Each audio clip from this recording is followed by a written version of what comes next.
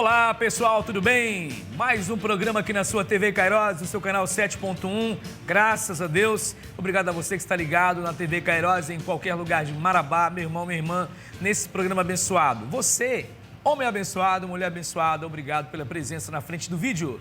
Para você que está com a gente em qualquer ponto de Marabá, na Cidade Nova, na Nova Marabá, na Marabá Pioneiro e quem sabe aí também na zona rural. Alô, São Félix, 1, 2, 3, São Félix Pioneiro, obrigado pela presença aí, Morada Nova, sempre bom ter vocês com a gente. Bom, esse é o nosso programa Personalidades, eu me chamo Fabiano Moreira e a gente sempre recebe aqui um convidado ou uma convidada especial. Hoje, por exemplo, eu vou conversar com uma neuropsicopedagoga, ela se chama Bárbara Nunes, ela é especialista em 3 áreas, né? Psicopedagogia clínica, institucional e educação especial, neuropsicopedagogia e também psicologia educacional. Além de estar cursando já a 3ª graduação em psicopedagogia e cursando a 4ª graduação em transtornos do espectro autista. Eu recebo aqui, já está ao meu lado, a Bárbara Nunes, que é neuropsicopedagoga. Tudo bem com você? Obrigado pela presença aqui. Olá, Fabiano. Estou muito feliz e lisonjeada por participar deste programa hoje aqui com você. Quero agradecer desde já ao pastor Sales Batista, a missionária Raquel Vegas, nossos pastores e a todos os que estão ligados nessa programação. Muito bem, obrigado a senhora pela presença aqui. A gente sabe que é muito bom receber alguém que vem para somar, vem para tirar dúvidas, né? Ajudar os irmãos, também as irmãs, na questão do conhecimento, né? Que é muito importante, né? E essa área é uma área assim que muita gente precisa conhecer e muita gente precisa dela e às vezes não sabe como ter acesso. E hoje nós estamos recebendo aqui a Bárbara Nunes, que é neuropsicopedagoga. Eu já quero iniciar esse programa perguntando para a senhora o que seria, eu vou até simplificar, não vou nem dizer neuropsicopedagogia, mas o que é a psicopedagogia? Psico tem alguma coisa com mente aí, pedagogia, mas o que seria, o que nos leva a junção dessas duas palavrinhas, psicopedagogia? Fala pra gente. Então, a psico quer dizer mente, né? E a pedagogia, ao ensino, a educação. E a psicopedagogia, ela veio para somar nas áreas multidisciplinares. E o nosso nicho principal de atuação é com relação à aprendizagem do indivíduo.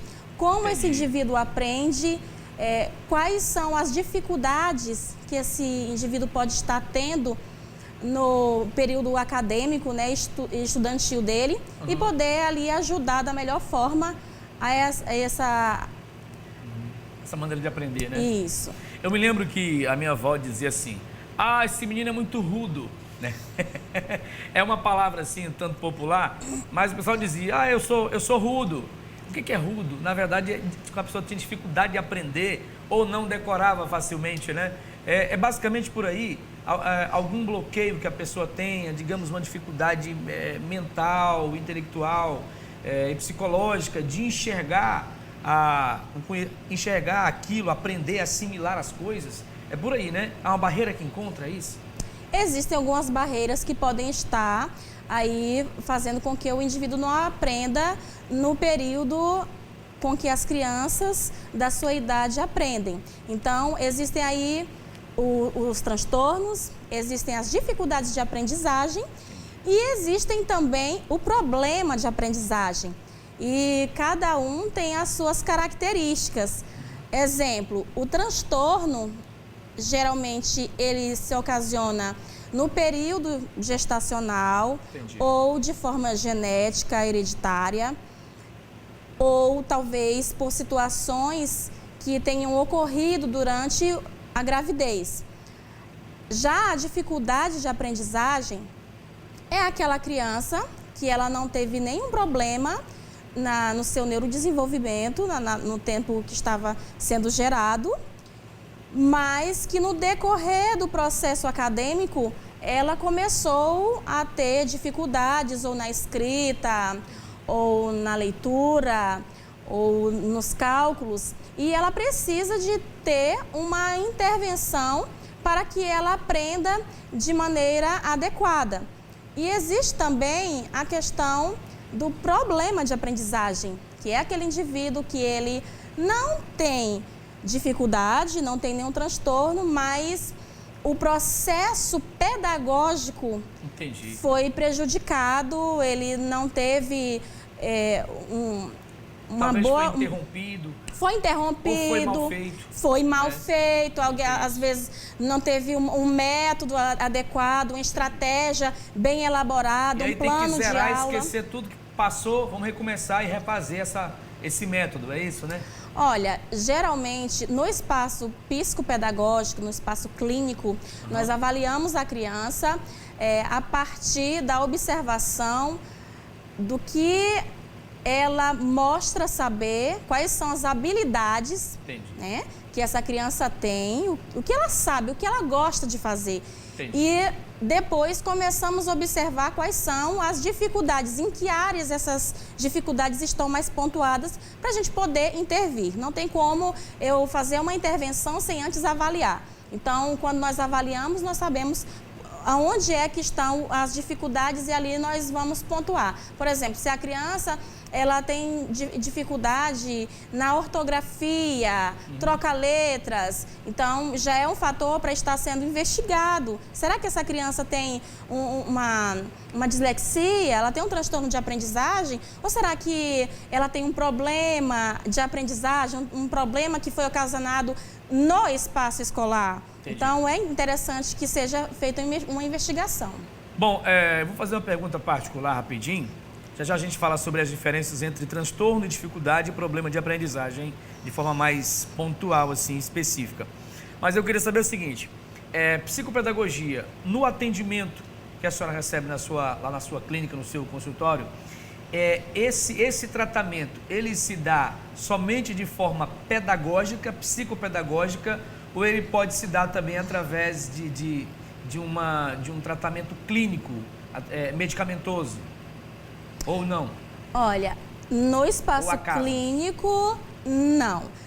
Como psicopedagoga, eu faço observações, dou instruções também para os pais, porque é super necessário que haja esse vínculo terapêutico com os pais. Não adianta o pai levar ali para o psicopedagogo ou para qualquer especialidade e não participar. Ele precisa participar desse processo de aprendizagem com essa criança. Então, a única pessoa responsável, o único especialista responsável para trazer até o laudo conclusivo do que realmente a criança tem e também medicar, caso seja necessário, geralmente no TEA, né, no autismo ou no TDAH, geralmente em alguns casos a criança precisa ser medicada, mas quem faz isso é o neuropediatra ou o neurologista. Inclusive, é o único especialista, é o médico responsável para dar o laudo conclusivo, né, para essa criança, se ela tem ou não. O meu trabalho como psicopedagoga é avaliar e trazer uma hipótese diagnóstica referenciada com o CID-10, né? E também o DSM-5, que é o Manual Estatístico de Transtornos Mentais. Então, é necessário que faça avaliação para que o médico, neurologista ou neuropediatra, possa ali dar o laudo conclusivo, parecer conclusivo de acordo com o que foi ali investigado. Isso não só na minha área, mas também existe o psicólogo, o fonoaudiólogo, o terapeuta ocupacional, que também faz parte da equipe multidisciplinar. Entendi. Então, ao final, se tem aí um diagnóstico completo de todas as áreas, amplo, né? Contemplando as áreas, e aí vocês acabam se encontrando nessa investigação, nesse diagnóstico, e o resultado, ele realmente ele tem uma eficiência, né? Ele é bastante eficaz. Bom, quais as diferenças entre transtorno, dificuldade e problema de aprendizagem? Transtorno, dificuldade, transtorno é um, dificuldade é outra, e problema de aprendizagem? Tem diferença aí entre esses? Essa diferença é como eu já havia falado. O transtorno... O transtorno é mais sério, não? Porque é o mais conflituoso. Independe, sabe, Fabiano, dos pais quererem, dos pais terem feito alguma coisa. Entendi. Independe. A criança, ela foi gerada e foi algo que aconteceu no processo gestacional, com fatores hereditários ou não, que ocasionaram um déficit, né, que vai ali favorecer uma dificuldade na aprendizagem, ou na coordenação motora, ou no espaço temporal, ou como esse indivíduo lida com as questões interpessoais. Entendi. Enfim. É bastante interessante isso, e quando a senhora vai falando, doutora, eu vejo que assim, eu tenho contato com muita gente que fala, Fabiano, eu vejo que fulano é mais inteligente que eu, né? Poxa, fulano é tão inteligente, eu não consigo ser tão inteligente como ele é.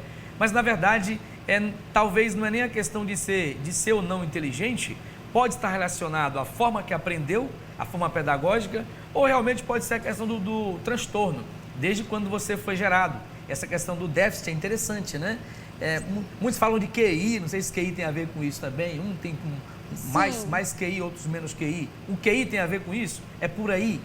Um tem menos QI, outro tem mais QI? Também. A partir de 70, abaixo de 70, já é investigado para saber se a criança tem uma deficiência intelectual ou não. Mas o caso em si de a criança apresentar um transtorno, não quer dizer que ela seja mais inteligente ou menos inteligente. Entendi. A questão é como ocorre esse processo e como vai haver, como vai haver uma intervenção. As pessoas, elas aprendem de forma diferente, né? Então, o que acontece? É por isso que é importante o diagnóstico precoce. Entendi. Quanto mais cedo a criança for avaliada, se que existe algum fator ali que está chamando a atenção para um problema, quanto mais antes ela for avaliada, melhor vai ser a intervenção se for levada a sério. Por quê? A criança que ela apresenta algum transtorno, ela tem algumas dificuldades. Às vezes tem dificuldade no relacionamento, às vezes se tiver um TDAH, existem 3 tipos de TDAH, né? Do modo predominantemente desatento, aquela criança que ela está ali na escola, ela é quietinha, tranquila, mas a professora está explicando, ela não está aprendendo nada porque a mente dela está vagueando, ela está distraída com tudo. Passa alguém lá fora na escola, da sala, ela olha, quando ela volta para o quadro, ela não sabe aonde que ela estava escrevendo, o que a professora estava falando, né? É aquela criança que pode ter um TDAH do modo desatento. E para que ocorra uma intervenção adequada, é preciso ser avaliada. Legal. Também existe o TDAH com hiperatividade, aquela criança que não para quieta, ela está sempre procurando uma coisa para fazer, andando sem parar na sala, mexendo, demais. Falando, não para quieto, tem dificuldade de fazer atividades que envolvam esforço mental prolongado, dificuldade em terminar as atividades, sempre você pega o caderno, está pela metade, não consegue terminar em tempo oportuno. Isso não quer dizer que essa criança não seja inteligente, mas ela precisa ser observada melhor e ter uma intervenção adequada para que ela possa ali se nortear e saber fazer as atividades corretamente. E tem também do modo impulsivo, né? Que além de ele ser hiperativo, ele é impulsivo, ele está ali o tempo todo agitado. E assim, nesses casos, existem alguns médicos que orientam e passam medicação. Entendi. Mas no espaço psicopedagógico nós não podemos passar, tá? E também tem a criança com transtorno do espectro autista, né? Que também tem uma tríade, né?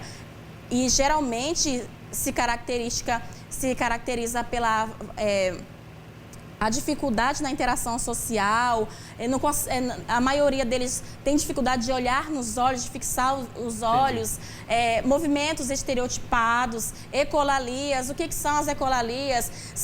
Às vezes a criança assiste um programa de televisão e ela começa a falar pela casa, né? Às vezes você faz uma pergunta para ela, ela te faz a pergunta, te devolve a mesma pergunta, não consegue ter aquela interação.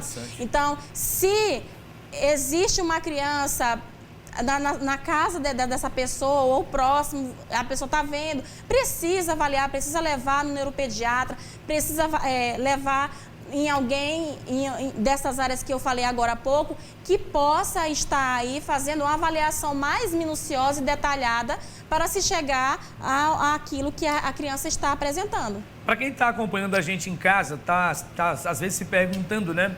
Esse trabalho que é feito, doutora, ele é feito somente, ele tem uma eficiência ou uma eficácia só quando é criança, ou ele tem até uma idade? Tipo assim, a partir dessa idade já não tem mais jeito de fazer esse trabalho. Ou não tem nada a ver, pode ser um adulto passar por esse trabalho, esse atendimento, tratamento, olha, enfim. Ou essa correção, por assim dizer. Existem pessoas que são diagnosticadas já na fase adulta. É claro que existe um processo de aprendizagem. E quanto mais esse processo ele for sendo levado para adiante, maiores serão as dificuldades, com certeza. Porém, há sim indícios e muitos casos comprovados cientificamente de pessoas que foram diagnosticadas na fase adulta e conseguiram vencer, conseguiram bons desenvolvimentos a partir da terapia. E é por isso que é super necessário quem estiver necessitando ou observando esses fatores que nós estamos pontuando aqui, procure um especialista, né, para estar avaliando e sabendo de que forma pode fazer. Eu estou conversando com a senhora aqui e estou aqui me perguntando, será que eu tenho um problema? Porque a gente fica observando o nosso comportamento. Quem está de fora vê melhor, a gente não consegue ver, né? Pô, será que eu tenho um defeitinho aqui? Será que eu tenho um déficit aqui de atenção, enfim? Mas é interessante, eu tenho certeza que você que está em casa aí, deve estar observando o que a doutora está falando, você fala, poxa, eu acho que o meu filho ou eu tenho assim. Então ela está falando aqui, eu estou prestando atenção no que ela está dizendo, para ver se realmente não acontece comigo. Da mesma forma, eu sei que você também deve estar, às vezes, se vendo nisso ou vendo alguém que você conhece, ou um filho seu, nisso que ela está contando. Por isso, acompanhe o programa até o final. A gente está só na metade ainda, vamos ao intervalo e na volta vamos perguntar mais aí sobre o trabalho dela, o espaço clínico, onde ela atende, para que você tenha acesso à doutora Bárbara Nunes aqui, que é neuropsicopedagoga, tá? Dificuldade de aprendizagem, transtorno, tá bom? Então a gente volta já já aqui trazendo a doutora Bárbara Nunes para mais uma sequência de entrevistas aqui com ela. A gente volta já já!